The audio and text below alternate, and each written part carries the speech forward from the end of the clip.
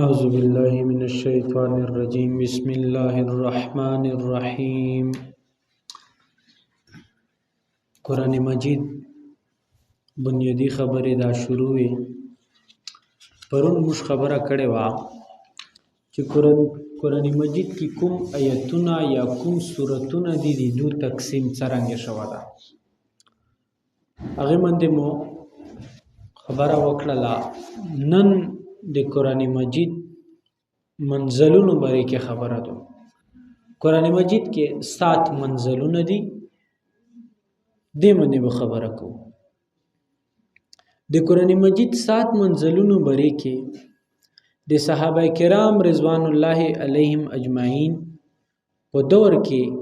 دا تقسیم شوی وي او د او منزلونو شکل چې دا داسې ګروپینګ کې او دیتا یلکیږي احزاب ها دیتا یلکیږي ا د حزب ټکه چې دا په عربی کې هم ملويږي او په حدیث کې هم د دې تذکرہ شته ولیکن حدیث کې چې د حزب کوم ټکر غله ده حزب احزاب د دې جمع دو ګروپ ته یلکیږي د دې یو معنا نوې مختلفي معنی وي داغل د حزب لفظ چې دا هر اغه معنی کې ها استعمال شوی دا چې یو سړی دا اغا د زون د پر تلاوت کوي ایو مقدار معین کې یعنی ډیلی یو عادت جوړ کړه دا یو مقدار متعین کړه دا د دې مطابق دا روزانه تلاوت کوي او هغه مطابق دا روزانه قرآن مجید یې نو دې مقصد دا چې دا دی زون ته یو خپل حزب جوړ کړل یو منزل جوړ کړل او دا غرنګي خبره د حضرت عمر ابن الخطاب رضی الله تعالی عنہ نو یو حدیث مروی دا هغه کې هدار غلیدو چې جناب رسول الله صلی الله علیه و آله وسلم او فرمایل من نام عن حزبه من الليل او عن شيء منه فقرأه ما بين صلاة الفجر وصلاة الظهر كتب له كأنما قرأه من الليل حدیث ترجمه داسې دو چې کوم سړی چې ودشوال یا د بیماری دی واجی یا بلې څه مسلې دی واجی دای ودشوال او شپې چې کوم تهجد کوون و د دې حزب وان دای پورا نکړه بیا سبی یاد نشپشین المنظم ماس کی دی تلاوت کوال نو آغا بیموری دی واجی چې داو د شو ده د آغا تهجد سو بود ته ملويږي او کوم چې شپه ریزي سبی د ایګیل منظم ماس کی دا تلاوت کوي د دې به دي آغا ثواب لیکل کیږي کدی یلوي کدی یل نوي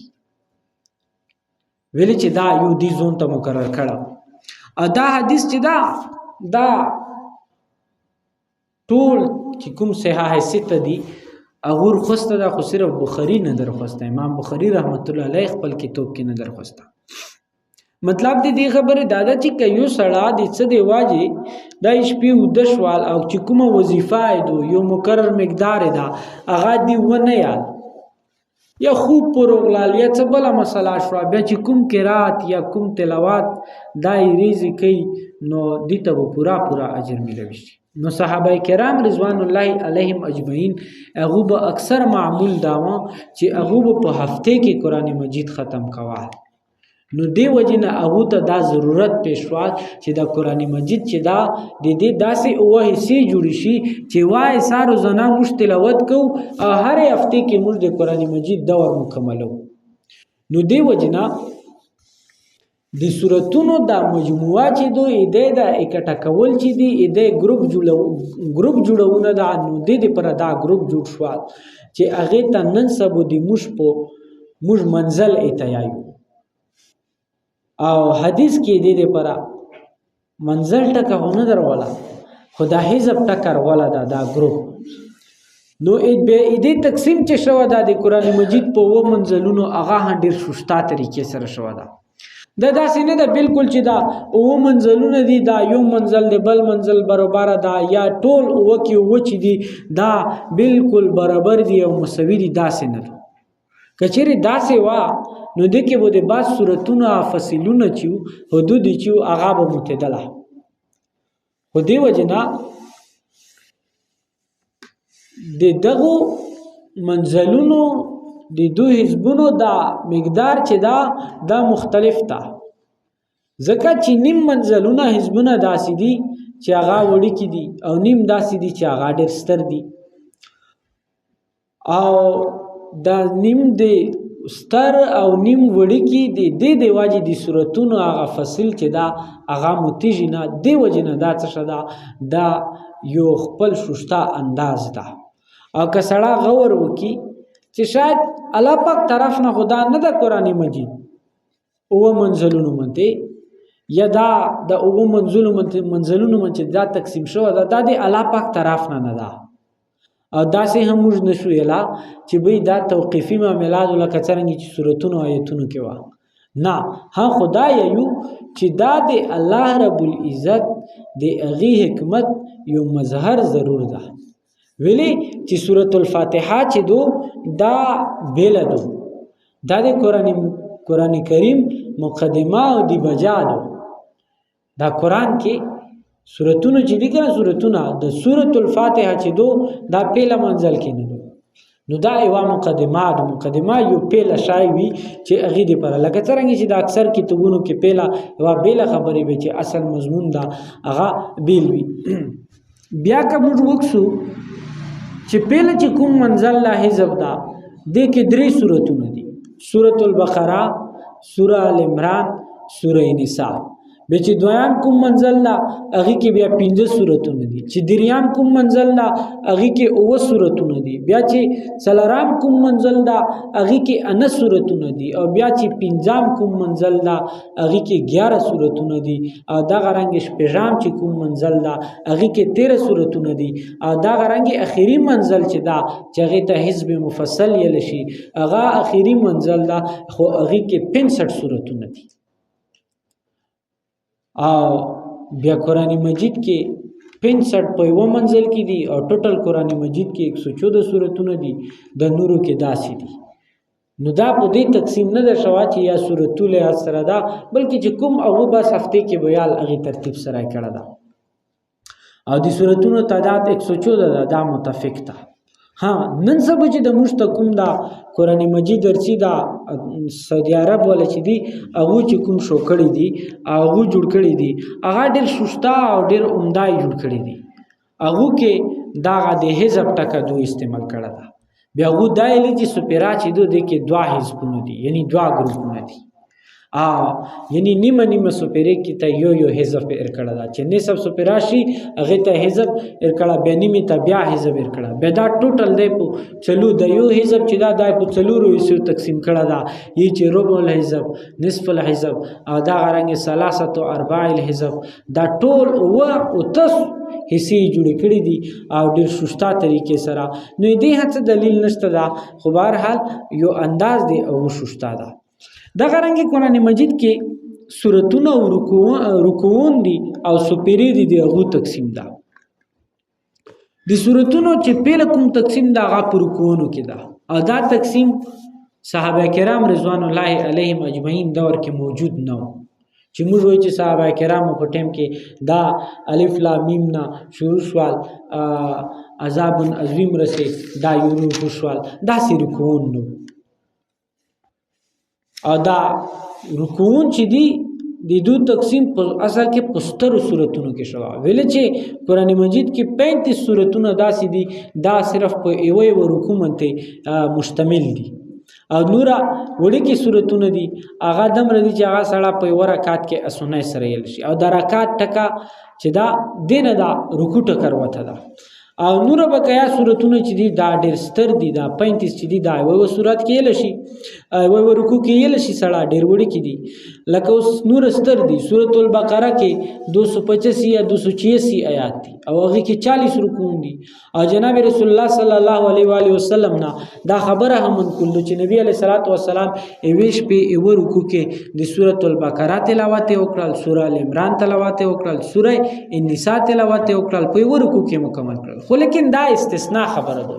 عام طور باندې د تلاوت دا مقدار دا یوه رکعت کې اسنۍ دمره دا چې سړی یوې اسنۍ سره یوه رکعت کې څومره تلاوت کولی شي دا وکړي بیا دې ته رکوع ویلی شي.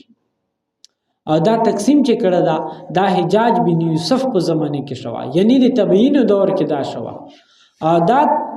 خو که په دې تقسیم باندې سړی سوچ وکړي، په دې تقسیم باندې ډېر مهنت سره په معنو باندې غور او فکر کړل شوی ده. لکه یوه مقام کې یو مضمون مکمل شي، هغه کې رکوع مکمل، بیا هغې رکوع نه هغې مقام نه بعد چې بل مقام نوه مقام شروع کېږي، بیا هغه دویم رکوع شي. خو لیکن یوه مسله دلته دا ده چې موږ اکثر جماعتونه نیم داسې دي چې هغو کې چې جامع کېږي یا موږ ملعون وي یا جامع ورته کوي امامون وي، هغو چونکې عربی سره دومره هغه لیک نه پړنه یې نه وي او دومره مضبوطه یې نه وي، بیا هغو چې قرآن څرنګه ویل اکثر کله کله سړی امام صاحب پسې لوړ وي، امام صاحب داسې موږ فیضون وي، هغو غریبانو ته خو پاته نه لګي، داسې زوی نه تلاوت شروع کړي په داسې زوی ختم کړي، بیا بل رکوع ته چې چک شي هغه بیا داسې عجیبه زوی نه بیا هغه زونه شروع کړي چې هغه معنا مفهوم چې دا کوم مقامات منتې چې وي هغسې چې څرنګې دا هغه ونه شي. برحال دا د رکوعونو تقسیم داسې وشوه. بل د سپیرو تقسیم دا د سپیرو تقسیم چې دا کنه دا د ډېر ورځ ورغله ده چې کله مسلمانونو کې د قرآن مجید تلاوت شوق طلب کم شول،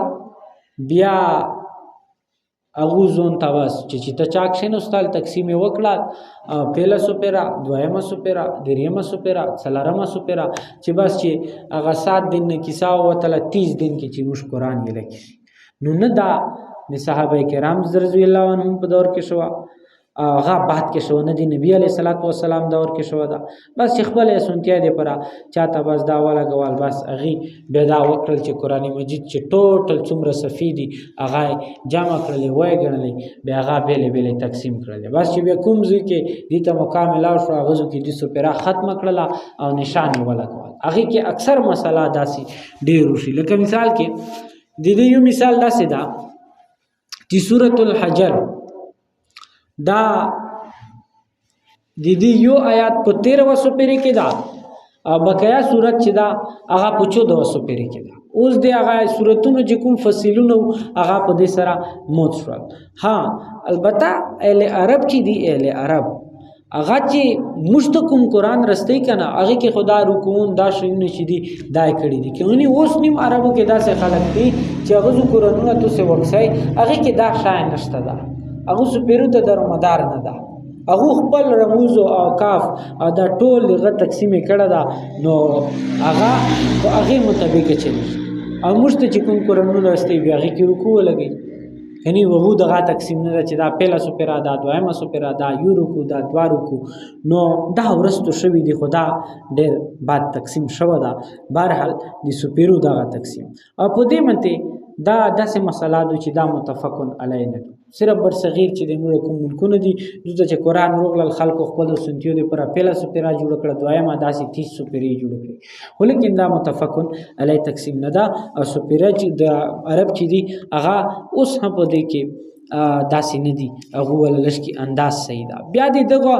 زمانه چونکې بیله شوله، نو زمانه چې څرنګه چې هغسې خلک کمزوري شول، نو هغو ځون د خپلې سنتیا دپاره هغه تقسیم وکړه. دې وجې نه د زمانې چې څومره زمانه د نبي علیه صلات وسلام زمانې نه لرې کېږي که نه هغه فتنو طرف ته ځي. 24 غنټې چې موږ تېرو که نه موږ خو چې که ډېره ترقي کوو، ترقي نه کوو، د نبي علیه صلات وسلام دور نه موږ په مخ لرې کېږو، نو هغه مره ورځ په ورځ فتنې ډېرېږي. دیو جنا حضرت عبدالله ابن مسعود رضی الله عنه او ابن حسین رضی الله تعالی عنہ دینه یو مروی متفقن علی حدیث مروی دا چې جناب رسول الله صلی الله علیه وسلم او فرمایل چې خیر الناس قرنی ثم الذين يلونهم ثم الذين يلونهم، چې بهترین هغه خلق دي چې د مو زمانه کې دي، بیا هغه بهترین خلق دي چې مو زمانه سره ملاو خلق دي، بیا هغه بهترین خلق دي چې هغه زمانه سره ملاو دي چې هغه زمانه مو سره ملاو دي. نو په دې حدیث روایت کې کوکسي نو دی رو سره بهترین دورونه چې دي دا درې دي، یو دور د صحابه، یو د تابعینو او یو د تبع تابعینو. نو دا درو زمانونه دا درې زمانونه چې دي د ته شي قرون مشهود لها بالخير چې دا خیر ولا زمانی دي. نو دینه بقایا لہذا دا کوم چې دي دینه علاوه د درو زمانونو علاوه چې څومره مسلې څي یا څومره خبرې وي هغه بیا په دین کې یو مستقل یا دایمي اهمیت یا حجت نه وي. بهرحال دا داسې تقسیم و د منزلونو او د رکوعونو او د سپیرو. انشاءالله یو بل تقسیم دا د قرآن مجید ترتیب نزولی او ترتیب مصحف چې صورتونه دي یا څه دي هغه په قرآن مجید کې څرنګه لیکلي دي او نازل شوي کوم ترتیب سره دي هغه باندې به سبا خبره کوو. واخر دعوانا ان الحمد لله رب العالمین.